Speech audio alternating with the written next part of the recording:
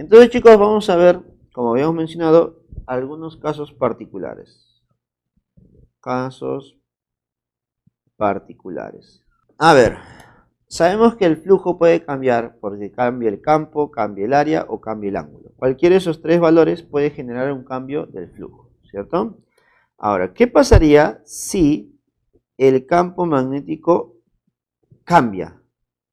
Es la que cambia, pero el área de la superficie, el área de la esfera, no cambia, es decir, es constante. Si el campo cambia, pero el área no, ¿cómo se calcularía la FEN? Bueno, la FEN la vas a calcular de la siguiente manera. La FEN es igual a número de esferas por la cantidad que no está cambiando. ¿Quién no cambia? El área. Por variación de nuestro campo magnético sobre variación de tiempo. Porque esa es la cantidad que está cambiando. Ahí está. Entonces, ese es un caso particular donde el campo magnético cambia, pero el área no. ¿Listo? Ahora, tal vez te pidan analizar una gráfica de este caso, pues, ¿no? Por ejemplo, si la gráfica es de esta manera, donde grafiquemos el campo en función del tiempo, nos van a dar a nosotros una recta. ¿Ya sabes qué hacer con esa recta? Claro, vas a calcular la tangente de ese ángulo. Entonces diremos nosotros que la tangente de ese ángulo representará la variación de campo sobre variación de tiempo. Y con eso ya tienes parte de tu solución, pues, ¿no? Pues un caso particular no es tan complicado, ¿no? Solamente es cuestión de que te acuerdes qué cosa aplicar o con qué relacionar. Siguiente caso particular. Si el campo magnético no cambia, se mantiene constante, mira. Pero ahora, ¿quién va a cambiar? El área. El área cambia. Si el área cambia, ¿cómo se calcularía el flujo? ¿Y cómo se calcularía la FEN? Nuestra FEN inducida se calcularía multiplicando el número de espiras por la cantidad que no cambia, que sería el campo magnético. Esto multiplicado por la variación de área sobre variación de tiempo. Ahí está. Variación de área sobre variación de tiempo. De la misma manera me pueden dar la situación, pero con una gráfica. Imaginemos esta de aquí. Mira. Me dan cómo está variando el área en función del tiempo. La gráfica que vamos a analizar normalmente va a ser una recta. Entonces, ¿qué debo calcular de esta recta? Debo calcular la tangente, la pendiente. Entonces diremos que la tangente de ese ángulo representa la variación de área sobre variación de tiempo. Y con eso ya tenemos parte o la mitad de nuestro problema. Entonces, chicos, estos dos casos particulares no son complicados. Simplemente debo acordarme qué es lo que se aprovecha en una gráfica de variación de dos valores. ¿Listo, chicos? Ahora, otro caso que también podría ser considerado como particular es cuando la FEN se genera debido al movimiento de una varilla conductora. ¿Listo? Entonces vamos a poner por aquí FEN inducida debido al movimiento de un conductor. ¿Listo? Debido al movimiento de una varilla conductora o de un conductor a través de un circuito, también se puede generar una FEN. ¿Listo? A ver, para que quede un poco más claro. Voy a graficar líneas de campo externo. Ahí está, campo externo. Voy a tener muchas líneas. Y dentro de ese sistema de campo magnético o sistema de líneas, voy a tener un circuito eléctrico conformado por dos cables. Mira, dos cables. Ahí está. Y en el medio de ellos existe una resistencia por aquí. Ahí está. ¿Listo? Ahora, para poder cerrar el circuito, lo que yo voy a hacer es colocar una varilla, más o menos por aquí.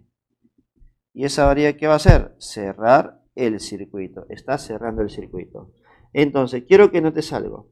Entre la varilla y el cable en forma de U, dime, entre la varilla y el cable en forma de U, en esta parte, si te das cuenta, se está formando un rectángulo, una superficie. Y a través de esa superficie están atravesando líneas de campo magnético externo. Para ser más exacto, ¿cuántas líneas están atravesando? Se están atravesando 6. Dime, debido a esas 6, ¿se genera flujo, sí o no? Claro, si existen líneas que atraviesan a una superficie, se va a generar flujo magnético. Pero recuerda que yo necesito analizar cuando ese flujo cambia. Entonces, para que el flujo cambie, mira lo que voy a hacer. Voy a hacer que este conductor, esta varilla, se mueve hacia la derecha con rapidez constante. Si la varilla se mueve hacia la derecha, dime, ¿qué pasa con el área de este rectángulo, de este pequeño circuito? Bueno, si se mueve a la derecha, dime, el área va a empezar a aumentar, ¿no? Si sigue moviendo a la derecha, el área sigue aumentando. Sigue aumentando. Por lo tanto, podemos notar que el área constantemente va a aumentar. Y si el área aumenta, dime, ¿qué pasaría con el flujo? Profe, si el área aumenta, obligatoriamente el flujo magnético también debe aumentar. Ahora, yo te pregunto, ¿qué hace el sistema? ¿Qué hace la espiral rectangular cuando el flujo aumenta?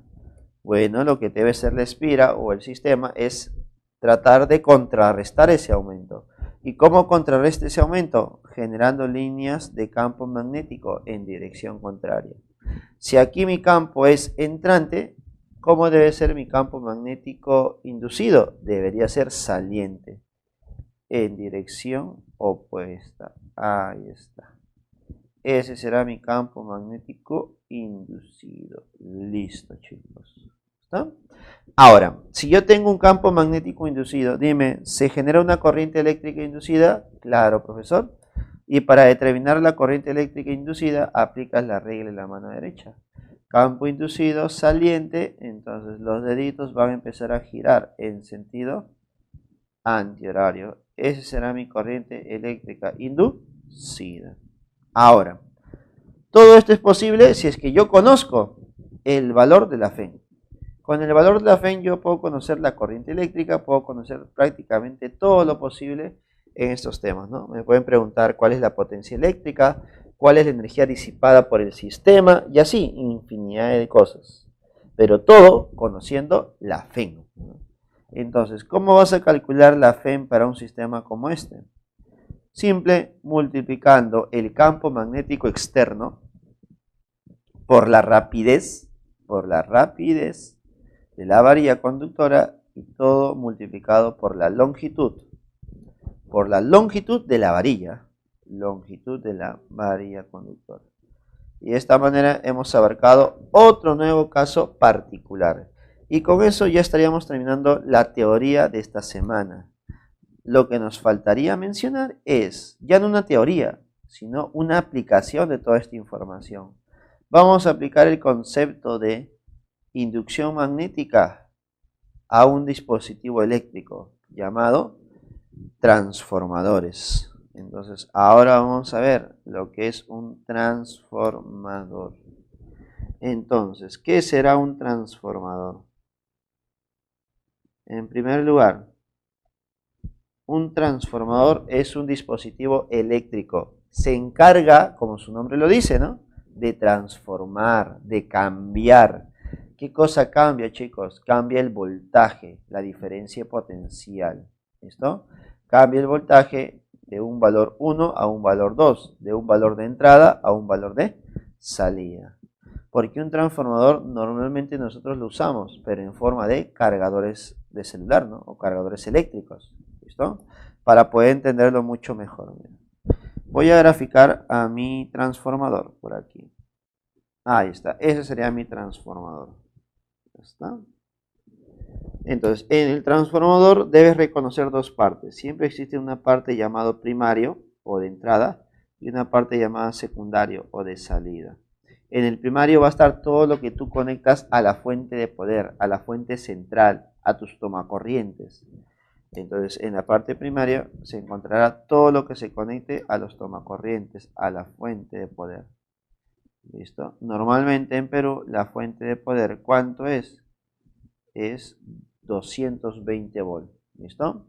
Y en el secundario, ¿qué cosa voy a encontrar? Vas a encontrar todo lo que se conecta a quienes, a tus dispositivos eléctricos que quieres cargar. ¿Listo? Por ejemplo, un celular, una laptop, otra vez una radio eléctrica. que se pueda cargar, todo lo que tú puedas cargar o todos los dispositivos que tú puedas usar estarán en el secundario. En el primario estarán simplemente la fuente de poder, que puede ser una batería, una pila o el mismo tomacorriente. Si fuera el tomacorriente de aquí en Perú, el voltaje de entrada debería ser 220. Entonces yo debo considerar también ese voltaje en el primario. Y debido a que el transformador va a cambiar o modificar ese voltaje, entonces en el secundario, ¿qué cosa voy a tener? Un voltaje secundario, un voltaje de salida. Este voltaje va a cambiar cuando pase del primario al secundario. Profesor, si cambia, dime, ¿va a aumentar o va a disminuir? Bueno, existen transformadores que reducen el voltaje, pero también existen transformadores que aumentan el voltaje. Lo normal es que tú uses un transformador que reduce el voltaje de 220 a otro voltaje menor, ¿no? Ese voltaje menor ya va a depender de tu dispositivo. Por ejemplo, si fuera un celular en el secundario, en tu cargador, debe estar el punto de 5 volts, o de 5.5 o de 6. Es decir, tu celular debe trabajar solamente con ese voltaje. Por ese motivo, tu cargador funciona como transformador, porque la fuente principal no es de 5 ni de 6, es de 220. Y si lo conectamos de manera directa, ya sabrías qué ocurriría con tu celular, pues, ¿no? Empezaría a quemarse, ¿cierto? Por tanta energía eléctrica que tú le proporcionas. Ahora, este cambio, esta transformación de voltaje solamente es posible debido al número de espiras que hay en el primario y el número de espiras que hay en el secundario. Este número de espiras son la culpable de que el campo magnético que circula a través de todo este transformador genere ese cambio de voltaje, ese cambio de potencial. ¿Listo? Generándose así la siguiente relación, pues. El voltaje en el primario sobre el número de espiras en el primario debe ser igual al voltaje en el secundario sobre el número de espiras en el secundario. El número de espiras y el voltaje son dos cantidades directamente proporcionales, ¿cierto? Si uno de ellos aumenta es porque el otro también está aumentando. ¿Listo? Ahora, la siguiente relación se va a cumplir únicamente para transformadores ideales. Profesor, ¿qué es un transformador ideal? Es aquel transformador que no disipa energía en forma de calor. Toda la energía que entra por el primario será toda la energía que va a salir por el secundario. Y para estos transformadores, ¿qué se va a cumplir? Que el voltaje en el primario por la corriente que está circulando en el primario debe ser igual al voltaje en el secundario por la corriente que circula en el secundario. Pero no te olvides que esto solamente se cumple para transformadores ideales, sistemas que no disipan energía en forma de calor. Y con eso hemos terminado la teoría del día de hoy, chicos.